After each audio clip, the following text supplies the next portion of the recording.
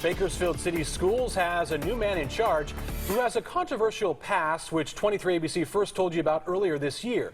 23 ABC's Laura Acevedo spoke to that superintendent who talked about that past, but also his plans for the future. She joins us now live from downtown elementary school with that exclusive interview. Laura.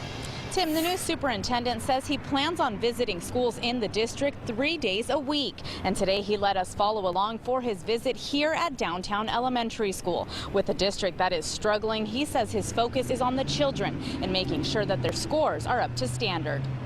His name is Harry Doc Irvin, and he's the new man in charge at the largest elementary school district in the state, a district that has over 30,000 students with 70% reading below grade level and 80% working below math grade level. I want to see it happening. I want to see the vision in action, so I come and see it myself.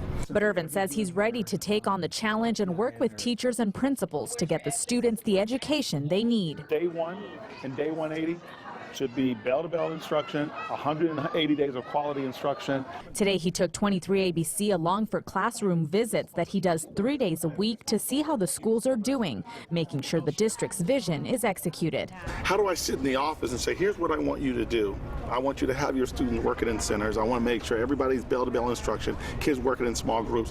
How do I know that if I'm not out in the field? Irvin says he has a plan that includes keeping students engaged from bell to bell, getting teachers what they need to teach as best they can, and requiring parent involvement. Contact parents and get them involved with the schools, either through phone calls, knocking on doors, whatever it takes. But Irvin's experience doesn't come without some controversy. As 23 ABC first reported in March, he was removed as principal at Colton High School in 2005 after hundreds of students walked out after Irvin made policy changes at the school, something he still stands by today. Whenever you're holding people accountable and your expectations are high, who's always offended by it, or who's always bothered by it? I would do it again today. Yeah, every decision I made was in the best interest of kids.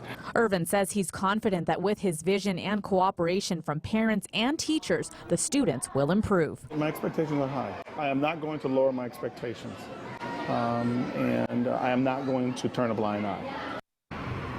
The superintendent has already created parent advocates at all 43 schools in hopes of getting parents more involved. And he says if scores don't go up, it's back to the drawing board. Reporting live from downtown elementary, Laura Acevedo, 23 ABC.